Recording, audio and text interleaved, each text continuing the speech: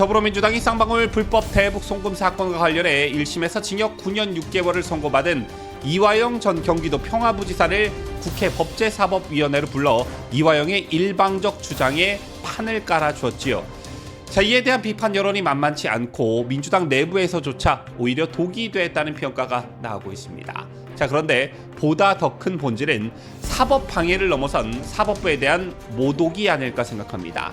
이들의 말대로라면 검찰의 회유와 조작에 의해 1심 재판부가 이화영에게 징역 9년 6개월을 선고했다는 것인데 이보다 더 큰 모독이 어디 있을까요? 이런 가운데 이재명에 대한 1심 선고를 코앞에 두고 정청래가 위원장으로 있는 국회 법제사법위원회가 37개 법원에 대한 감사에 나섭니다. 어떤 전망들이 나오고 있는지 잠시 후 보도합니다.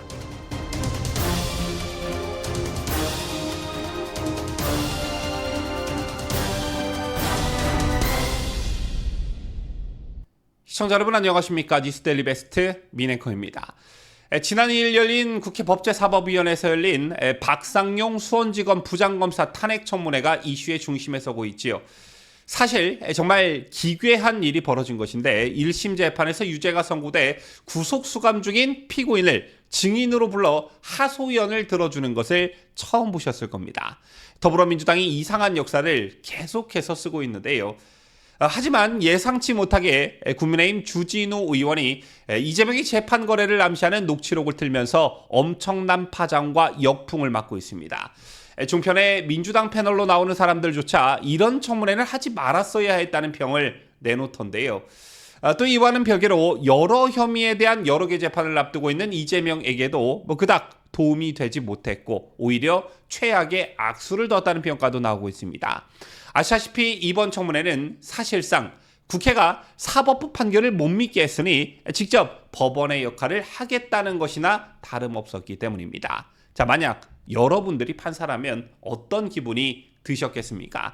모욕감이 들지 않았겠냐라는 것입니다. 보신 분들 많으시겠지만 자, 이날 이화영은 검찰이 자신을 회유 협박했다는 주장을 되풀이했습니다. 이재명의 변호사비 대납 사건에서 혐의가 나오지 않자 검찰이 김성태 전 쌍방울 회장을 체포한 뒤에 방북비용 대납 사건으로 본질을 바꿨다라며 사건 관계자들이 2달 정도 수원지검 1313호 박상용 검사실 바로 앞 창고라고 쓰인 공간에 모여 진술을 마쳤다라고 주장했습니다. 제2민주당은 맞장구를 치면서 이화영에 대한 진술회유 의혹을 집중적으로 제기했는데요. 하지만 그 누구도 특히나 술자리 회유 이런 것을 두고 명확한 근거를 제시하지 못했습니다. 도대체 이런 걸 왜 해야 하나?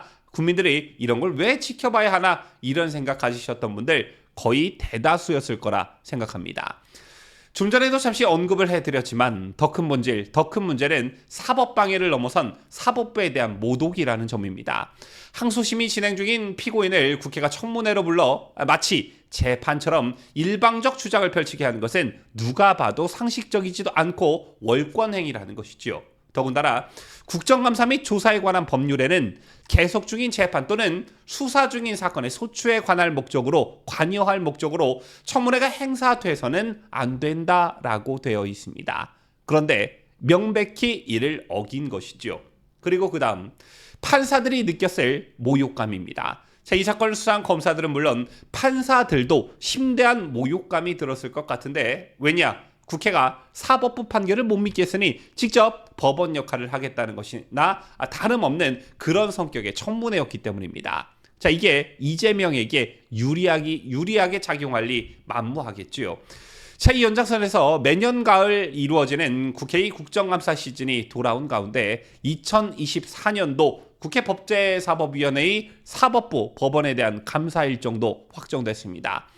최근 확정된 국정감사 일정에 따르면 국회 법사위는 오는 7일 대법원과 산하기관, 기구를 시작으로 17일 대전고법과 광주고법 등 20개 일선법원, 그리고 22일에는 서울고법과 수원고법, 서울중앙지법 등 17개 법원에 대한 감사를 벌입니다. 대한민국의 모든 법원에 대한 국정감사에 나서는 것인데요. 참고로 그동안 입법부인 국회가 사법부인 법원에 대한 국정감사를 하는 것과 관련해 민주주의 국가 운영의 3대 대원칙인 삼권 분립에 어긋난다는 지적이 끊이지 않았습니다.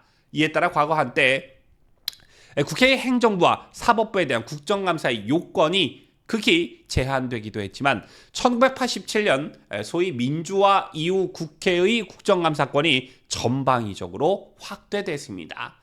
하지만 국회의 사법부에 대한 국정감사는 재판의 독립에 지장을 줄 수 있다는 점에서 논란이 끊이지 않아 왔는데요.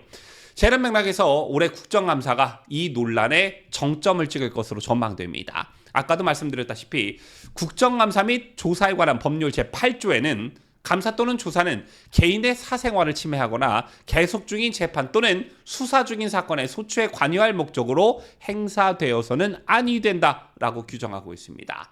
이처럼 사법부 법원에 대한 국정감사는 정책감사에 제한하도록 규정돼 있지만 그동안 법사위의 각급 법원 국정감사에서는 정책감사를 하는 것처럼 하면서 실질적으로는 정치적 목적으로 개별 사건 재판에 개입하려는 시도가 꾸준히 이루어져 왔습니다.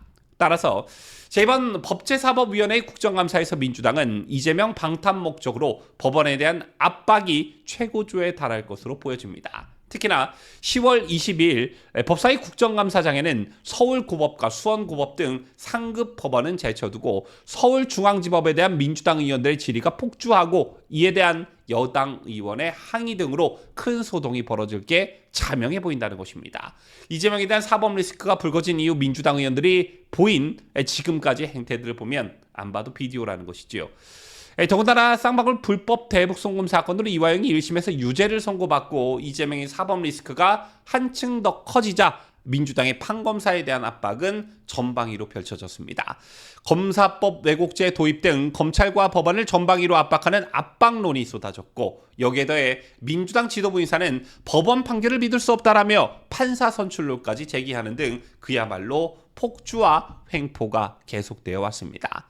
또한 민주당은 법사위에 정청래, 서영교, 장경태 최고위원 그리고 서울중앙지검장 출신 이성윤 의원 또 철험의 소속 강경파 김용민 의원 그리고 이른바 대장동 변호사로 불리는 박균택, 이건태 의원 등을 배치해 이재명에 대한 철벽 방어선을 구축하기도 했지요.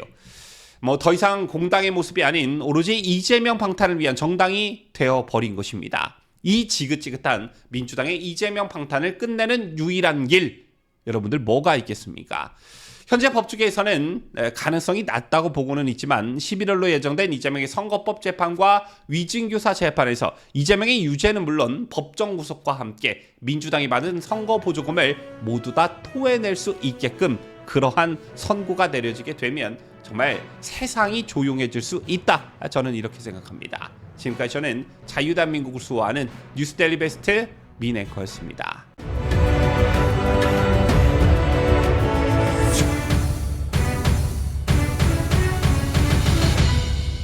함께해요.